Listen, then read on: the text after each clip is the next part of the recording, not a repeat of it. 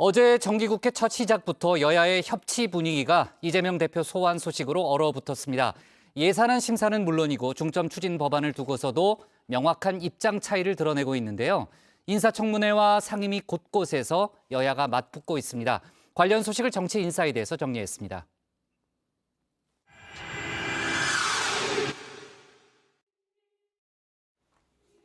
죽이지 않으면 내가 죽는다. 어제부터 국회판 오징어 게임 시작됐습니다. 영화와 다른 점은 한판 승부가 아니라는 점, 수비와 공격을 넘나드는 국민의힘과 더불어민주당. 최근엔 주로 민주당이 공격을 담당했었죠. 다만 어제 이재명 대표가 검찰 소환 통보를 받는 등의 상황을 놓곤 당분간 국민의힘이 공격, 더불어민주당이 수비를 맡을 것으로 보이는데요. 정기국회 100일 동안에 치열한 혈투가 예상되는데 시작부터 제대로 붙었습니다. 첫날부터 이 대표의 검찰 소환 통보로 협치는 아우러반중 된 거죠. 제1야당의 대표에 대해서 망신을 주려고 하는 것이고 또 괴롭히자는 것밖에는 아니기 때문에 우리 당의 모든 의원들이 이에 대해서 격분하고 있습니다. 그런 여야 간의 감정적인 대립과 대치가 가팔라지면 정기국회에도 영향을 미칠 수밖에 없죠. 제2의 조국 전쟁이 재현될 수 있다는 경고도 나왔습니다.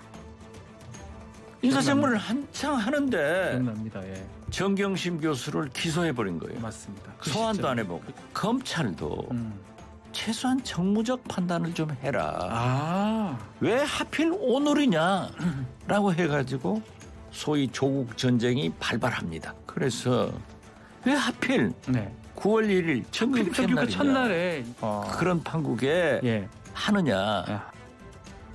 실제로 첫날부터 정부 예산안을 놓고 부딪히는 여야. 윤석열 정부 편성한 첫 예산인데요. 비정하다 이런 평가들이 지배적 평가예요. 서민을 위한 예산 늘리지는 못할 만정 상상치 못할 규모로 삭감한 것을 이해할 수 있는 국민들은 별로 없습니다. 이건 비정함을 넘어서 국민에 대한 배신이다, 배반이다. 민주당이 지금 예산과 관련해서는 지난 5년 동안 완전히 재정을 망쳐놨었습니다. 지금 기초수급자라든지 노인이라든지 장애인, 아동, 보육 이런 취약계층과 관련된 핵심적인 복지 지출은 전년보다 12%나 증가를 했습니다. 그러니까 비정한 예산이 아니라 아주 다정한 예산이 된 거죠. 이내 입법 대전도 시작될 것으로 보이는데요. 대표적 갈등은 법인세 인하죠. 국민의힘은 법인세 최고 세율을 25%에서 22%로 인하하자고 주장하고 있지만 민주당은 부자 감세라면서 강하게 반발 중입니다. 윤석열 정권은 상류층과 수도권 위주의 경제정책을 펴고 있습니다. 재벌과 슈퍼리치를 비롯한 상위 1%를 위한 감세와 특혜만 쏟아내고 있습니다. 민주당이 잘못된 조세 재정 정책을 바로잡겠습니다. 세계적인 추세 자체가 법인세를 최고 세율을 인하를 해서 기업의 어떤 대외 경쟁력을 높이는 방향으로 가고 있는데 우리나라만 유독히 법인세 최고 세율 구간을 더 만들고 더 높이는 쪽으로 이제 했었거든요. 민주당이 중점 추진 법안으로 발표한 노란봉투법도 마찬가지입니다. 노동쟁의로 발생한 손실에 대해 기업의 손해배상 청구와 가압류 소송을 제한하는 법인데요. 국민의힘은 기업의 재산권을 침해하는 법안이라고 반발하고 있죠. 회사가 쟁의 행위의 정당성을 이유로 배상 능력이 없는 노동자들에게 손해배상을 청구하는 건 노조를 탄압하고 길들이기 위함입니다. 윤석열 정부와 국민의힘도 손배 청구 등 민사소송은 어찌할 수 없다는 방관자적 입장에서 벗어나 노란봉투법 입법에 동참하길 촉구합니다. 법과 원칙을 무시한 노란봉투법에 민생은 없습니다. 민생입법이라는 명분 아래 노조의 불법 파업에도 면죄부를 부여할 수 있기에 위헌적입니다. 또한 사측에게는 손해배상 청구가 불법 파업에 제동을 거는 유일한 수단이기에 재산권 역시 침해될 수 있습니다. 이렇게 서로 의견 갈등을 보이는 법안들이 수두룩한 상황. 문재인 정권의 실정을 우리가 수정하는 중이란 여당과 윤석열 정권 들어서 오히려 나라가 퇴행하고 있다는 야당.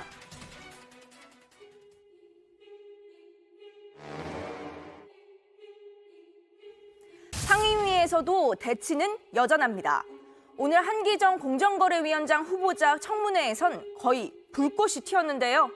한 후보자의 모두 발언을 듣기 전부터 자료 제출 놓고 공방 시작됐습니다. 후보자의 법학전문대학원 협의회 이사장 재임 시 업무 추진비 집행 내용 내부를 교육부에 제출하려고 했는데 후보자가 이래 총 건수, 그다음에 총액 요거만 주라. 이게 과연 무슨 상황도 아니고 청문회를 받으러 온 사람입니까? 제가 그런 수용 요구를 한 적 없습니다. 문재인 대통령 때 조성욱 공정위원장 미제출률 11.3%에 불과했어요. 그 전임자 김상조 공정위원장 미제출률 16.2%였습니다. 35.3%입니다. 논문에 대해서 이게 표절이 얼마나 있는지 좀 확인하려고 했더니 논문 원본을 보유하고 있지 않아서 요약 자료 제출이 어려운 점을 양해해 주시기 바랍니다. 그러자 국민의힘 의원들 방어에 나섰습니다. 우리가 너무 과도하게 개인정보를 이렇게 요구하다 보면 사실 본인의 그 공정거래위원장으로서의 그 적격성, 그 심사를 위한 자료보다는 오히려 개인 사생활 파고들기, 또 망신 주기, 좀 이런 거에 너무 집중되지 않는가 이런 좀 걱정이 좀 있습니다. 그 미성년자도 아닌 자녀들 그 학적부까지 요구하고 그런 자료들을 어떻게 제출할 수 있겠습니까? 그런 자료들을 저라도 제출 못할 것 같습니다. 결국 청문회 시작 40여 분 만에 정회가 선포됐고 30여 분간의 파행 끝에 청문회는 다시 시작될 수 있었습니다. 한 후보자의 사과와 함께 말이죠.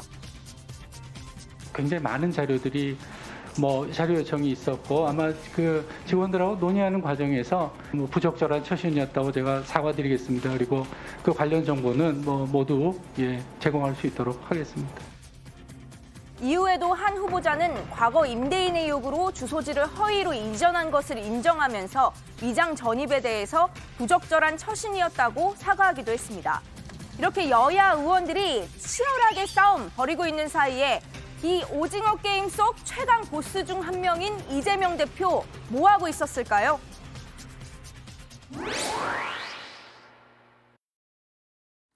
네, 승리의 제1원칙이죠.